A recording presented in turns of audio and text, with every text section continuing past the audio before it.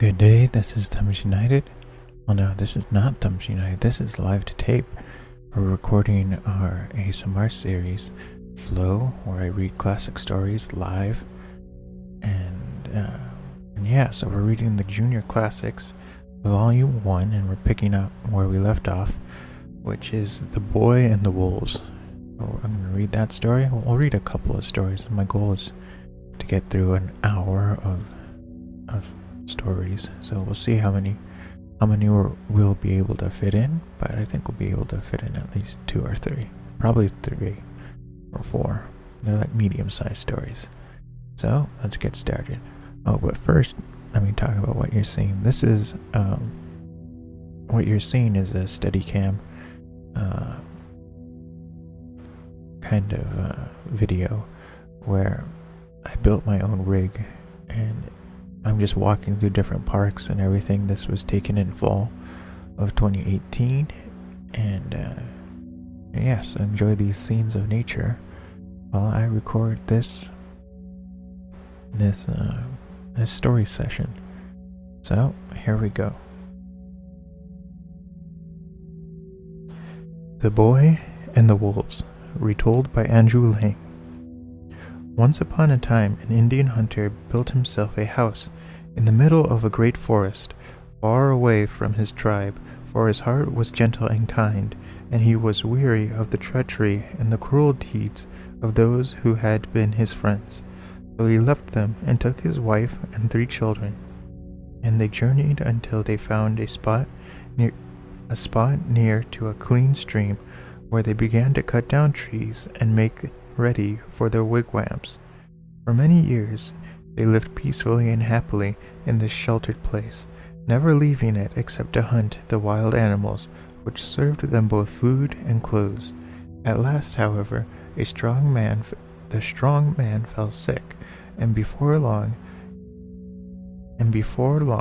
Lion knew he must die.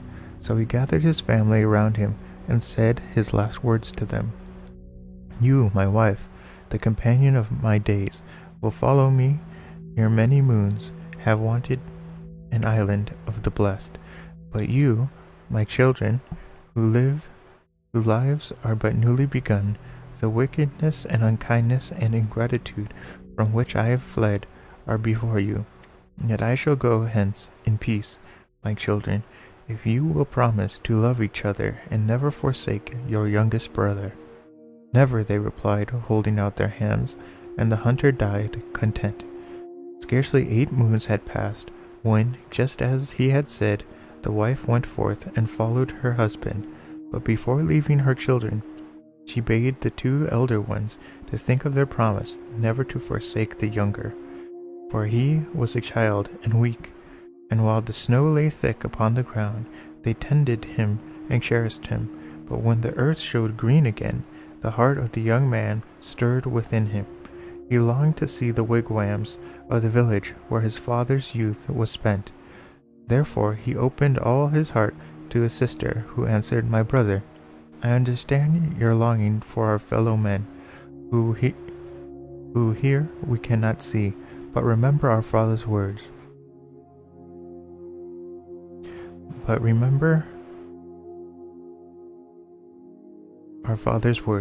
Shall we not seek our own pleasure and forget the little one?"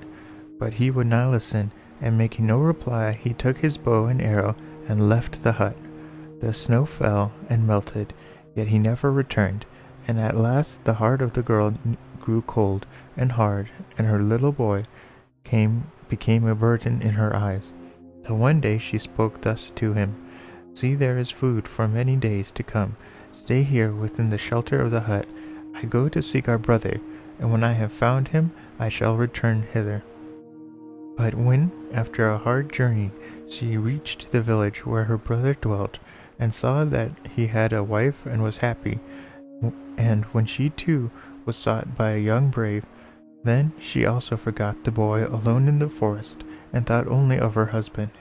Now as soon as the little boy had eaten all the food which his sister had left him, he went out into the woods and gathered berries and dug up roots, and while the sun shone, he was contented and had his fill. But when the snow began and the winds howled, then his stomach felt empty and his limbs cold, and he hid in trees all the night, and only crept out to eat, what the wolves had left behind. It only crept out to eat what the wolves had left behind. And by, having no other friends, he sought their company, and sat by while they devoured their prey. And they grew to know him, and gave him food, and without them he would have died in the snow. But at last the snow melted, and the ice upon the great lake, and as the wolves went down to the shore, the boy went after them. It happened one day that his big brother was fishing in his canoe near the shore. He heard the voice of a child singing in the Indian tone, my brother, I am becoming a wolf, I am becoming a wolf." And when he had so sung, he howled as wolves howl. And then the heart of the elder sank, and he hastened toward him, crying, little brother, come to me." But he, being half wolf, only continued his song. And the louder the elder called him, little brother, come to me," the swifter he fled after his brothers, the wolves, and heavier grew his skin, till a long howl he vanished into the depths of the forest. So with shame and anguish in his soul, the elder brother went back to his village, and with his sister mourned the little boy and the broken promise till the end of his life. That's kind of a little bit of a depressing story.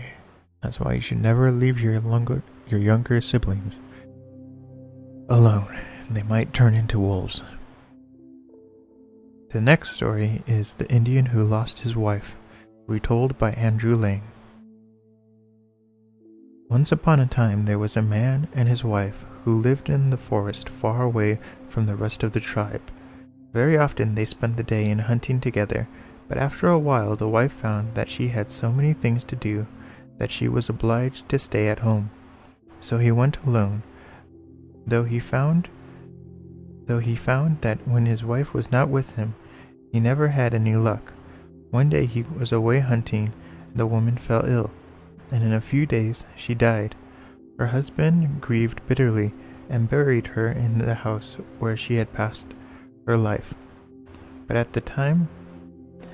time went on, he felt so lonely without her that he made a wooden doll about her height and her size for comfort, and dressed it in her clothes.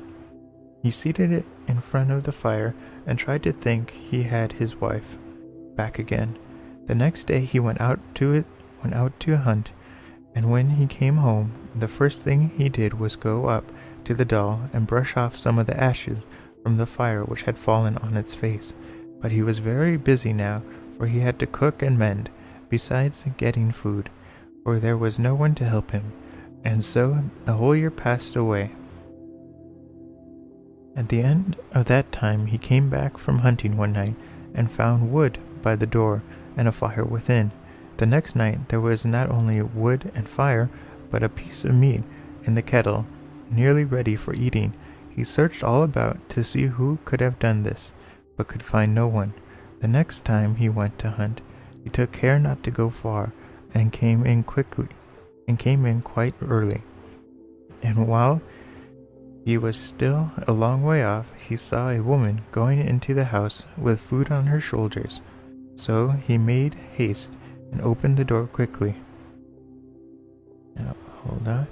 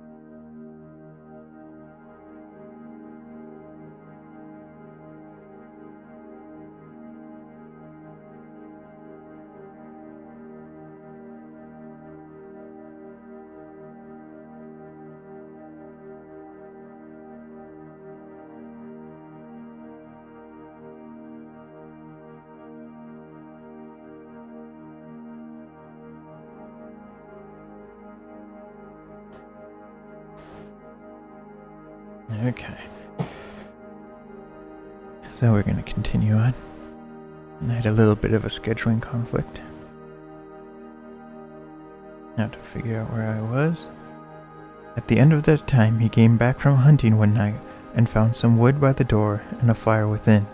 The next night there was not only wood and fire, but a piece of meat in the kettle, and nearly ready for eating.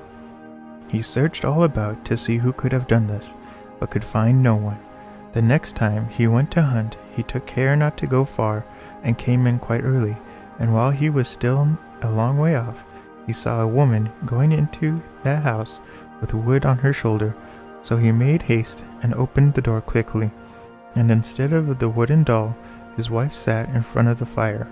Then she spoke to him and said, "The Great Spirit felt sorry for you because you would not be comforted, so he let me come back to you, but you must not stretch out your hand to touch me till we have seen the rest of our people. If you do, I shall die." So the man listened to her words, and the woman dwelt there, and brought the wood, and kindled the fire, till one day her husband said to her, "It is now 2 years since you died. Let us now go back to our tribe. Then you will be well, and I can touch you." And with that he prepared food for the journey, and a string of deer flesh for her to carry, and one for himself. And so they started. Now the camp of the tribe was a distant 6-day journey, and when they were yet 1 day's journey off, it began to snow, and they felt weary and longed for rest. Therefore they made a fire, cooked some food, and spread out their skins to sleep. Then the heart of the man was greatly stirred, and he stretched out his arm to his wife, but she waved her hand and said, We have seen no one yet. It is too soon." But he would not listen to her, and caught her to him, and behold, he was clasping the wooden doll. And when he saw it was the doll, he pushed it from him, and in his misery rushed away to the camp, and told them all his story. And some doubted, and they went back with him to the place where he and his wife had stopped to rest. There lay the doll, and beside they saw in time snow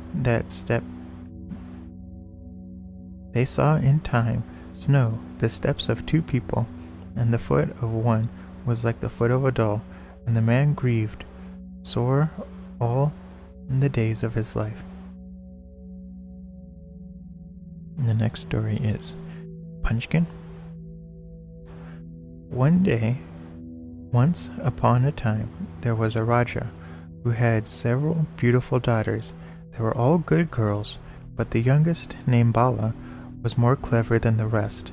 The Raja's wife died when they were quite little children, so these 7 poor princesses were left with no mother to take care of them. The Raja's daughters took it in turns to cook their father's dinner every day, while he was absent deliberating with the ministers on the affairs of the nation. About this time, the Prudina had died, leaving a widow and 1 daughter. Every day, when the 7 princesses were preparing their father's dinner, the Prudina's widow and daughter would come to beg for a little fire from the hearth. The Bala used to say to the sisters, "Send that woman away. Send her away. Let her get the fire at her own house. What does she want with ours? If we allow her to come here, we shall suffer for it some day." But the sisters would answer, "Be quiet, Bala. Why must you always be quarreling with this poor woman? Let her take some fire, if she likes." Then the Purina's window used to go to the hearth, take a few sticks from it, and while no one was looking, she would quickly throw some mud in the midst of the dishes which were being prepared for the Raja's dinner. Now the Raja was very fond of his daughters, ever since their mother's death. They had cooked his dinner with their own hands, in order to avoid the dangers of being poisoned by his enemies. So when he found the mud mixed up in his dinner, he thought it must arise from their carelessness, as it did not seem likely that anyone should have put mud in there on purpose. But being very kind, he did not like to reprove them for it. Although this spoiling of the curry was repeated many days.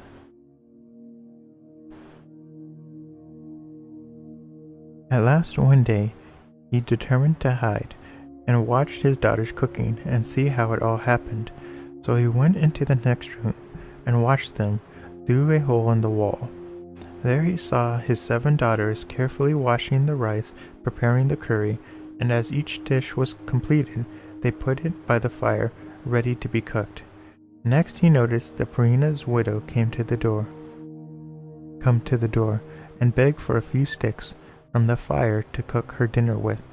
Bala turned to her angrily and said, "Why don't you keep fuel in your own house, and not come here every day and take ours? Sisters, don't give this woman any more wood. Let her buy it for herself." Then the eldest sister answered Bala, "Let this poor woman take the wood and the fire. She does us no harm." But Bala replied, "If you let her come here so often, maybe she will do us some harm, and make us sorry for it some day."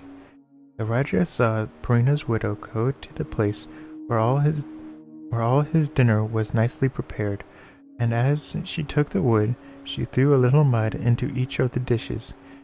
At this he was very angry, and sent to have the woman seized and brought before him. But when the widow came, she told him that she had played this trick because she wanted to gain an audience with him. And she spoke so cleverly and pleased him so well with her cunning words that instead of punishing her, the Raja married her and made her his Rani, and she and her daughter came to live in the palace. Now the new Rani hated the 7 poor princesses and wanted to get them, if possible, out of the way in order that her daughter might have all their riches and live in the palace as princess in their place. And instead of being grateful to them for their kindness to her, she did all she could to make them miserable. She gave them nothing but bread to eat, and very little of that, and very little water to drink. So these 7 little princesses, who had been accustomed to having everything comfortable about them, and good food and good clothes all their lives long, were very miserable and unhappy, and they used to go out every day and sit by their dead mother's tomb and cry and say, "Oh, mother, mother, cannot you see our poor children, how unhappy we are, how we are starved by our cruel stepmother?" One day, while they were thus sobbing and crying, lo and behold, a beautiful pomelo tree grew up out of the grave, covered with fresh, ripe pomelos, and the children satisfied their hunger by eating some of the fruit.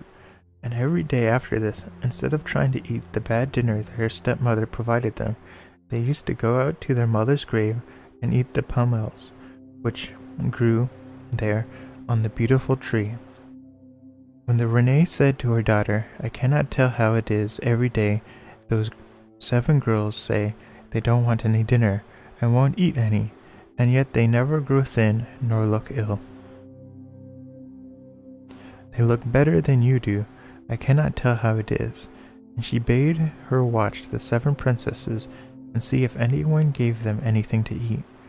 So the next day, when the princesses went to their mother's grave and were eating the beautiful pomelos, the Purina's daughter followed them and saw them gathering the fruit. Then Bala said to her sisters, "Do you not see that girl watching us? Let us drive her away, or hide the pomelos, else she will go and tell her mother all about it, and that will be bad for us." But the other sisters said, "Oh no, do not be unkind, Bala. The girl would never be so cruel as to tell her mother. Let us rather invite her to come and have some of the fruit." And calling her to them, they gave her one of the pomelos. No sooner had she eaten it, however, than the Purina's daughter went home and said to her mother, I do not wonder the 7 princesses will not eat dinner, you prepare for them. For by their mother's grave there grows a beautiful pomelo tree, and they go there every day and eat the pomelos. I ate one, and it was the nicest I ever tasted." The cruel Renee was much vexed at hearing this, and all the next day she stayed in her room and told Raja that she had a very bad headache. The Raja was deeply grieved and said to his wife, "What can I do for you?" She answered, "There is only one thing that will make my headache well. By your dead wife's tomb there grows a fine pomelo tree.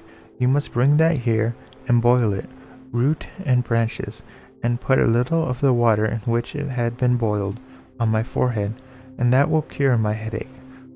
So the Raja sent his servants and had the beautiful pomelo tree pulled up by the roots, and did as the Renee desired. And when some of the water in which it had been boiled was put on her forehead, he said her headache had gone, and she felt quite well. Next day, when the seven princesses went as usual to the grave of their mother, the pomelo tree had disappeared. Then they all began to cry very bitterly. Now there was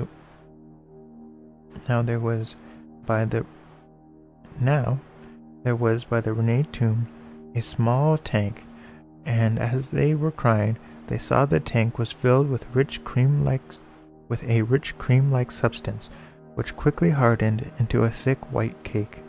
At seeing this, all the princesses were very glad, and they ate some of the cake and liked it. And the next day the same thing happened, and so it went on for many days. Every morning the princesses went to their mother's grave and found the little tank filled with nourishing cream-like cake. Then the cruel stepmother said to her daughter, "I cannot tell how it is.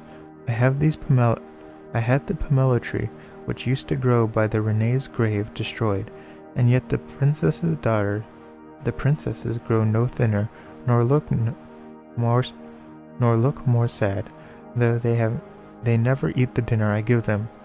I cannot tell how it is." And her daughter said, "I will watch." The next day, while the princesses were eating the cream cake, who should come by but their stepmother's daughter. Bala saw her first and said, "See, sisters, there comes that girl again. Let us sit round the edge of the tank and not allow her to see it, for if we give her some of our cake, she will go and tell her mother, and that will be very unfortunate for us." The other sisters, however, thought Bala unnecessarily suspicious, and instead of following her advice, they gave the Purina's daughter some of the cake, and she went home and told her mother all about it. The Renee, on hearing how well the princess fared, was exceedingly angry, and sent her servants to pull down the dead Renee's tomb and fill the little tank with the ruins. And not content with this, she next day pretended to be very ill, in fact, at the point of death. When the Renee was much grieved and asked whether it was in his power to produce her any remedy, she said to him, "Only one thing can save my life, but I know you will not do it." He replied, "Yes, whatever it is, I will do it." She then said, "To save my life, you must kill the 7 daughters of your first wife, and put some of their blood on my forehead and on the palm of my hands, and their death will be my life." At these words the Raja was very sorrowful, but because he feared to break his word, he went out with a heavy heart to find his daughters. He found them crying by the ruins of their mother's grave. Then, feeling he could not kill them, the Raja spoke kindly to them and told them to come out into the jungle with him, and there he made a fire and cooked some rice and gave it to them. But in the afternoon, it being very hot, the 7 princesses all fell asleep, and when he saw they were fast asleep, the Raja, their father, stole away and left them, for he feared his wife, saying to himself, It is better my poor daughter should die here than be killed by their stepmother." He then shot a deer, and returning home, put some of its blood on the forehead and hands of the Renee, and she thought then that she had really killed the princesses, and said she felt quite well. Meantime the 7 princesses awoke, and when they found themselves all alone in the thick jungle, they were much frightened, and began to call out as loud as they could in the hopes of making their father hear. But he was by that time far away, and would not have been able to hear them, even if their voices had been as loud as thunder. It so happened that this very day the 7 young sons of a neighboring Raja chanced to be hunting in that same jungle, and as they were returning home after the day's sport was over, the youngest prince said to his brothers, "Stop, I think I hear some crying and calling out. Do you not hear voices? Let us go in the direction of the sound, and find out what it is." So the 7 princes rode through the woods until they came to the place where the 7 princesses sat crying and wringing their hands. At the sight of them, the young princes were very much astonished, and still more on learning their story, and they settled that each should take one of these poor forlorn ladies home with him and marry her. So the first and eldest prince took the eldest princess home with him and married her, and the second took the second, the third took the third, the fourth took the fourth, and the fifth took the fifth, and the sixth took the sixth, and the 7th, and the handsomest of all, took the beautiful Bala. And when they got to their own land, there was great rejoicing throughout the kingdom at the marriage of the 7 young princes and the 7 such beautiful princesses. About a year after this, Bala had a little son, and his uncles and aunts were so fond of the boy that it was as if he had 7 fathers and 7 mothers. None of the other princesses or princes had any children, so the son of the 7th prince and Bala was acknowledged as their heir by all the rest. They thus had lived very happily for some time, when one fine day the 7th prince, Bala's husband, said he would go out hunting, and away he went, and they waited long for him, but he never came back. Then his 6 brothers said they would go and see what had become of him, and they went away, but they also did not return. And the 7 princesses grieved very much, for they had feared that their kind husbands must have been killed. One day not long after this happened, as Bala was rocking her baby's cradle, and while her sisters were working in the room below, there came to the palace door a man in a long black dress, who said he was the fakir who came to beg. The servant said to him, "You cannot go into the palace. The Raja's sons have all gone away.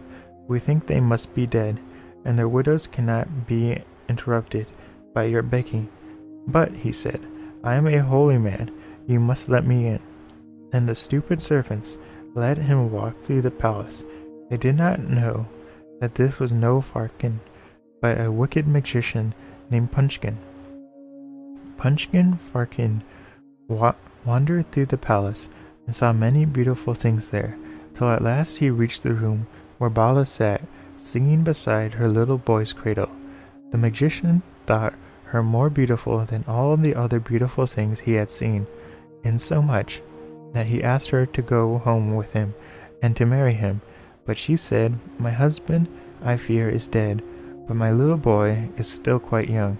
I will stay here and teach him to grow up a clever man, and when he is grown up, he shall go out into the world and try to learn the tidings of his father.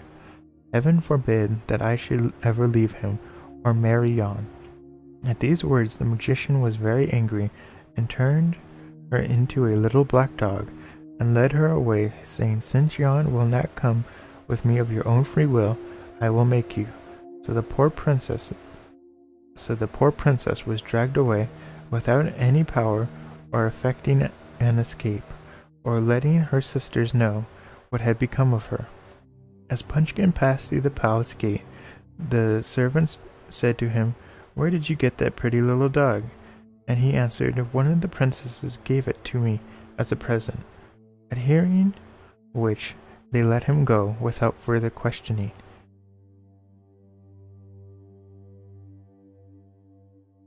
Soon after this, the 6 elder princesses heard the little baby, their nephew, begin to cry, and when they went upstairs, they were much surprised to find him all alone, and Bala nowhere to be seen. Then they questioned the servants, and when they heard of the Farkin and the little black dog, they guessed at what happened, and sent in every direction seeking them. But neither the Farkin nor the dog were to be found. What could 6 poor women do? They gave up all hopes of ever seeing their kind husbands, and their sister, and her husband again, and devoted themselves henceforth to teaching and taking care of their little nephew.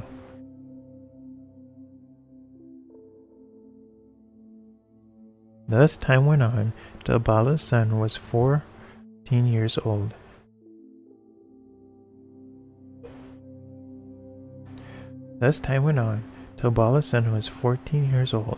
Then one day his aunts told him the history of the family, and no sooner did he hear it than he was seized with a great desire to go in search of his father and mothers and uncles, and if he could find them alive, to bring them home again. His aunts, on learning his determination, were much alarmed and tried to dissuade him, saying, "We have lost our husbands, and our sister, and her husband, and you are now our sole hope. If you go away, what shall we do?" But he replied, "I pray you not be discouraged. I will return soon, and if it is possible, bring my father and mother and uncles with me." So he set out on his travels, but for some months he could learn nothing to help him in his search. At last, after he had journeyed many hundreds of weary miles and become almost hopeless of ever hearing anything further of his parents, he one day came into a country that seemed full of stones and rocks and trees, and there he saw a large palace with a tower. Hard by was a Malay little house. He was looking about, and the Malay's wife saw him and ran out of the house and said, "My dear boy, who are you that dare venture into this dangerous place?" He answered, "I am Raja's son, and I come in search of my father and my uncles, and my mother, who a wicked enchanter bewitched." Then the Malay's wife said, "This country and this palace belong to a great enchanter. He is all-powerful, and if anyone displeases him, he can turn them into stones and trees. All the rocks and trees you see here were living people once, and the magician turned them into what they are now. Some time ago, a Raja's son came here, and shortly afterward came his 6 brothers, and they were all turned into stones and trees. And these are not only the unfortunate ones, for up in the tower lives a beautiful princess, who the magician has kept prisoner there for 12 years, because she hates him and will not marry him."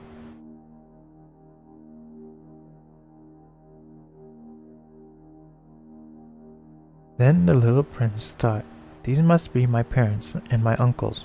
I have found what I seek at last."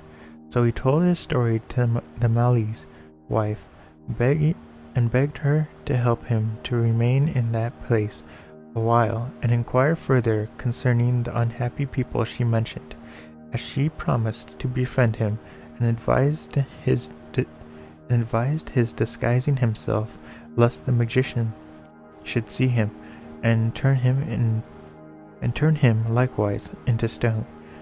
To this the prince agreed. So the Malay's wife dressed him up in a charret and pretended that he was her daughter.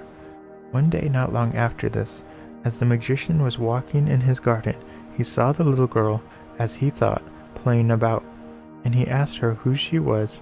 She told him that she was the Malay's daughter, and the magician said, "You are a pretty little girl, and tomorrow you shall take a present of flowers from me to the beautiful lady who lives in the tower."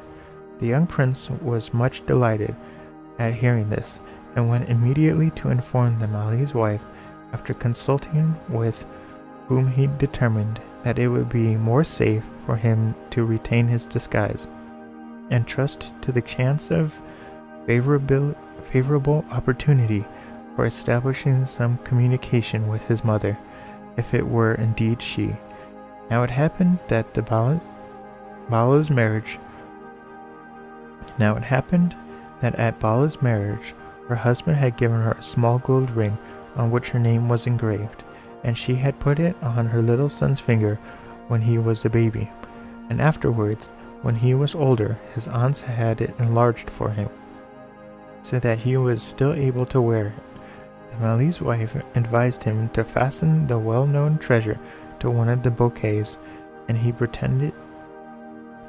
presented to his mother, and trust her recognizing it. This was not to be done without difficulty, as such a strict watch was kept over the poor princess, for fear of her ever establishing communication with her friends, that though the supposed Mali's daughter was permitted to take the flowers every day, the magician or one of his slaves always in the room at the time. At last one day, however, opportunity favored him, and when no one was looking, the boy tied the ring to the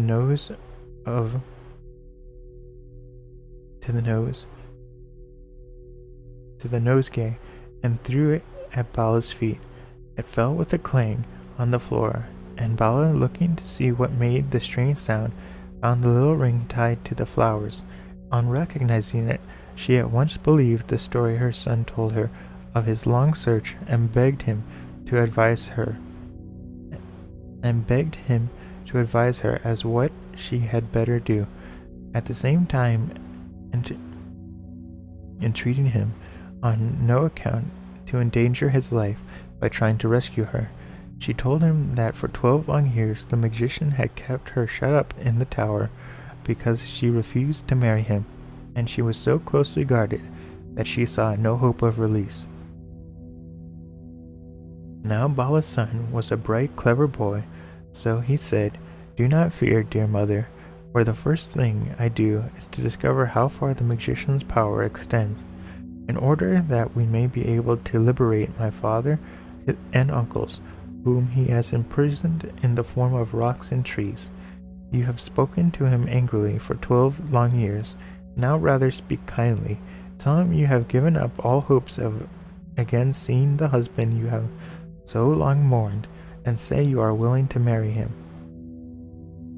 Then endeavor to find out what his powers consist in, and whether he is immortal or can be put to death." Bala determined to take her son's advice, and the next day sent for Punchkin, and spoke to him as had been suggested. The magician, greatly delighted, begged her to allow the wedding to take place as soon as possible.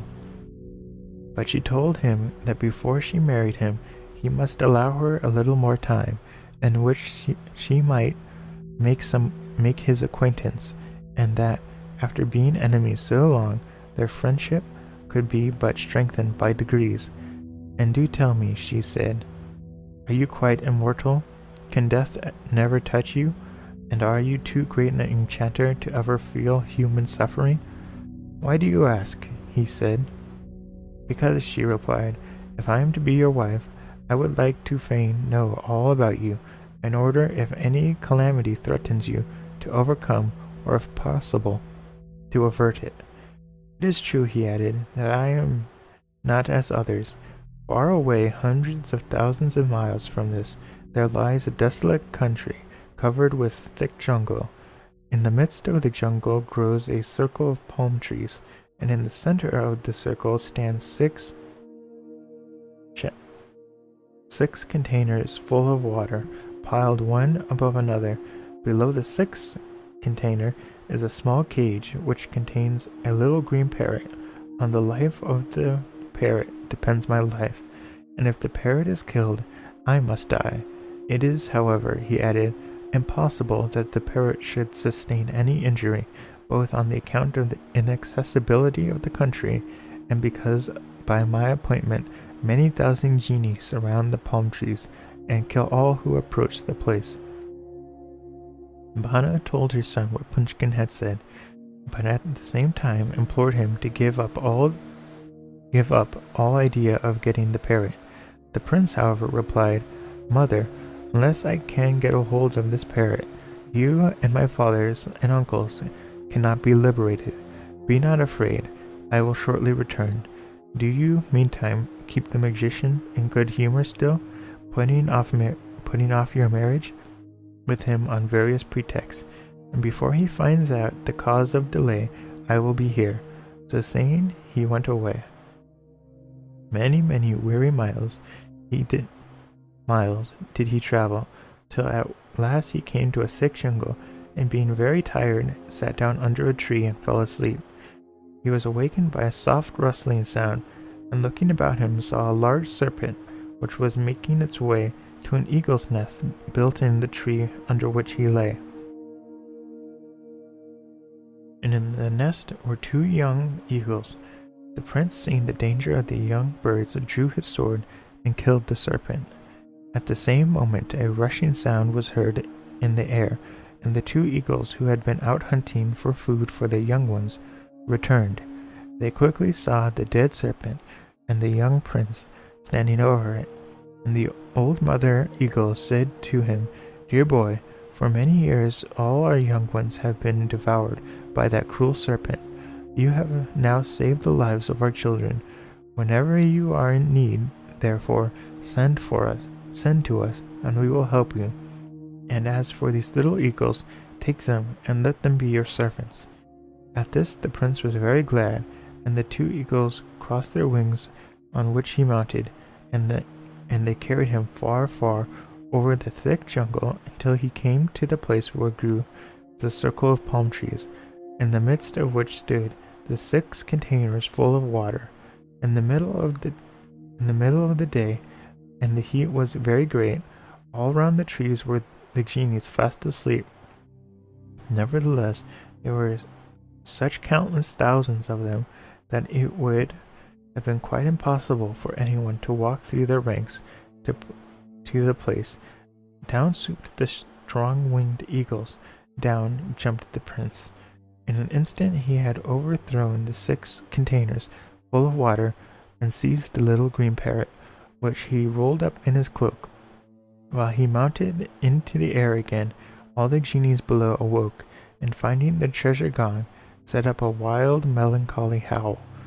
Away flew the little eagles, till they came to their home in the great tree. Then the prince said to the old eagles, "Take back your little ones, they have done me good service. If ever again I stand in need of help, I will not fail to come to you." He then continued his journey on foot till he arrived once more at the magician's palace, where he sat down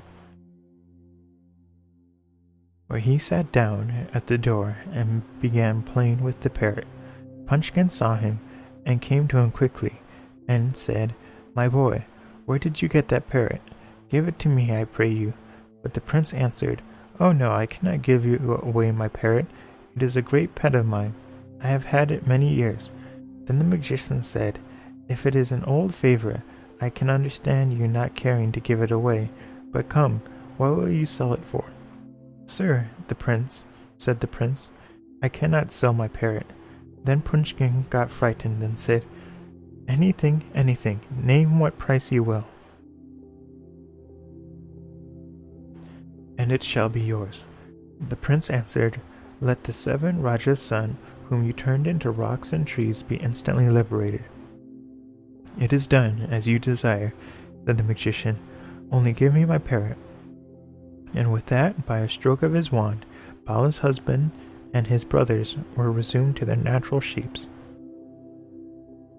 "Now give me my parrot," repeated Punchkin. "Not so fast, my master," rejoined the prince. I must first beg that you restore to life all whom you have thus imprisoned." The magician immediately waved his wand, and again, whilst he cried, in an imploring voice, "Give me my parrot," the whole garden became suddenly alive, Where rocks and stones and trees had been before, stood Rajas and Punts and Siddars and mighty men on prancing horses and jeweled pages and troops of armed attendants. "Give me my parrot," cried Punchkin. Then the boy took hold of the parrot and tore off one of its wings, and as he did so the magician's right arm fell off. Punchkin then stretched out his left arm, crying, "Give me my parrot." The prince pulled off the parrot's second wing, and the magician's left arm tumbled off. "Give me my parrot," he said, and fell on his knees. The prince pulled off the parrot's right leg, and the magician's right leg fell off. The prince pulled off the parrot's left leg, and down the magician fell left, and down fell the magician's left, nothing remaining of him save the limbless body and the head, but till he rolled his eyes and cried, "Give me my parrot." "Take your parrot, then," cried the boy, and with that he wrung the bird's neck and threw it at the magician, and as he did so, Punchkin's head twisted around, and with a fearful groan, he died. Then they let Bala out of the tower, and she and her son and the 7 princes went to their own country and lived happily ever afterwards. And as to the rest of the world, every went to his own house. That was the last story. And for the next episode of Flow, we will continue off with how the sun, moon, and wind went out to dinner. I want to thank everyone for coming out to this live stream of Live to Tape. We're going to be doing this more regularly. I think maybe on the weekends. We'll see. I might alternate between doing Halo Reach with Thumbs United and doing Live to Tape. But we'll see. I have to look at the analytics and see how well this does. But I want to thank everyone for coming out. I will see everyone tomorrow. I'll be reading more Live to Tape content, and hope to see everyone there. Bye-bye.